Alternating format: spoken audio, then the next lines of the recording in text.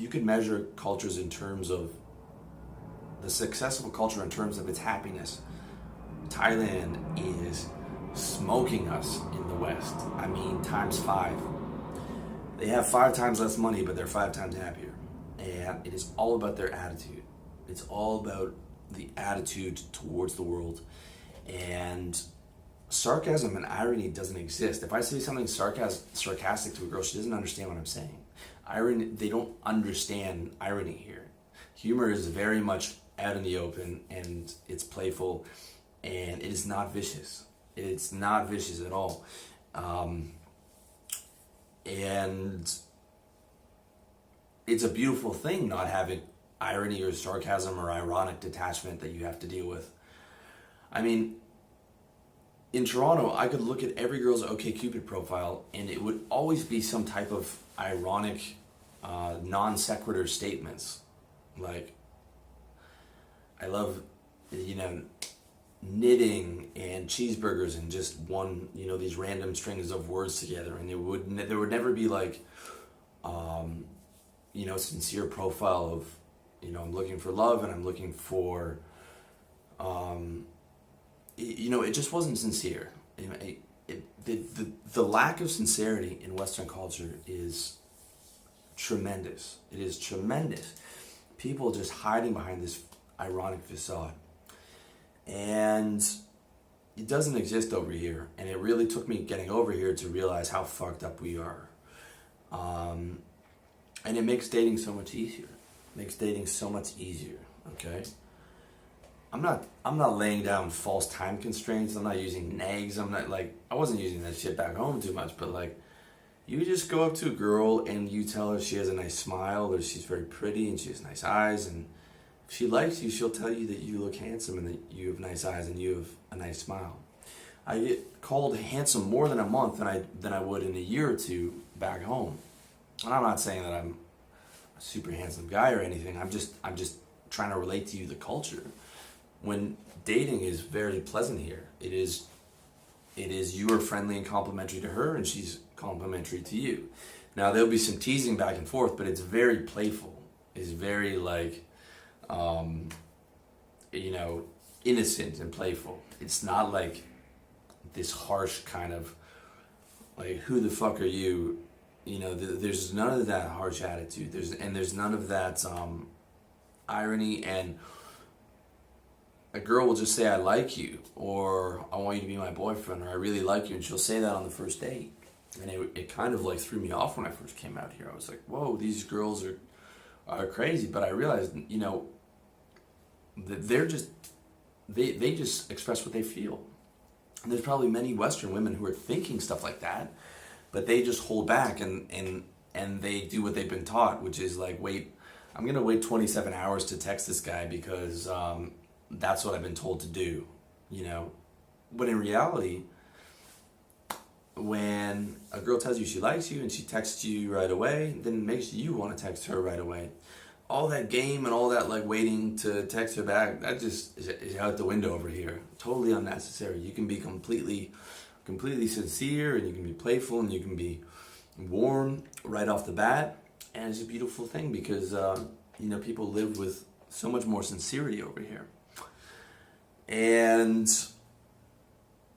it's something that I see even, not just in Thailand, but I watch the Korean channel over here on TV and the K-pop. And the fucking descriptions for K-pop and these K-pop bands is hilarious. It's like, this band is most beautiful, glorious band in Korea, and, it is like, they are a rain of sunshine in our culture, and it's very like evocative. When you watch the Korean and the Thai soap operas, it's very evocative and emotional, and it can be a bit much in some cases, but they're living in sincerity. They're living in sincerity, and they are way fucking happier than we are. Way happier. I mean, you gotta only come over here for like a day or two, and you'll see groups of 15-year-old Thai girls walking down the street, hand in hand, giggling, laughing. I live in a building which is like a pretty nice building. So all the parents, but a lot of the building is students where wealthy Thais from outside of Chiang Mai send their kids to live in the building. I've never seen a beer bottle outside of an apartment. I've never smelled a cigarette. I've never, you know, seen anyone be anything but completely super respectful to me in the elevator and stuff. And it's just like super. I mean, it's just a totally different vibe out here. It's a totally different mentality, and you know, the more I'm outside of the West, the more I see how far we fucking degenerated. And for the younger generation, for you younger guys, it's even worse for you, man. I mean, it's rough out there for you, and you can see it in our culture, okay? Because when religion was removed from the culture, there was nothing that filled that void except for the Marxist philosophy of dialectical materialism. If you've been through the North American education system, which is really the Prussian education system, which is what it was modeled on, you have been trained to be a dialectical materialist. You think that this is your own viewpoint, if maybe you're atheist or agnostic, but this is, and I'm not trying to sell you on God or anything like that, but this is what you've been taught. You've been taught that all that exists is in front of your face, and this is materialism. That's the philosophy of materialism. And if you're halfway intelligent and you take it to its sort of natural conclusion, it's very easy to slip into nihilism, right? If this is all there is, well, what the fuck is the point of being here? And you can combine that with critical theory. It means a lot of lost people out there. A lot of people are living without a sense of purpose, all right? In the past, the purpose was God, country, family, and your community. These days, most people don't have a purpose. And that's where a lot of my readers and visitors come from. It's guys who are fucking lost, man. Grew up like me without a father or from a broken home. You don't know what to believe in. You don't know what your purpose is on this earth. You don't have a community. Your country's at war with itself.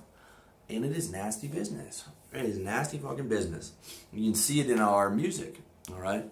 Here's the music I grew up on. Grunge, metal, hip-hop, right? Hip-hop is like the fucking thudding drum of nihilism set to music. It is just get bitches, like, you know, just strictly living for the moment, no purpose. And I mean, I still love hip-hop. I even love the grunge, but compare that to the music and the poetry of the 18th century, where you'd have these classical symphonies, and you can feel when you listen to it how sentimental it was. And when I was younger, I remember thinking, this is so fucking gay. Like, why do I have to listen to this in music class? Because even at like 15, 16, my heart was so hardened that I couldn't open myself up to this type of music that was very soft and sentimental and looking at the beauty and the truth in nature. And because I was already corrupted on like fucking Nirvana and grunge and this hard, you know, rough music.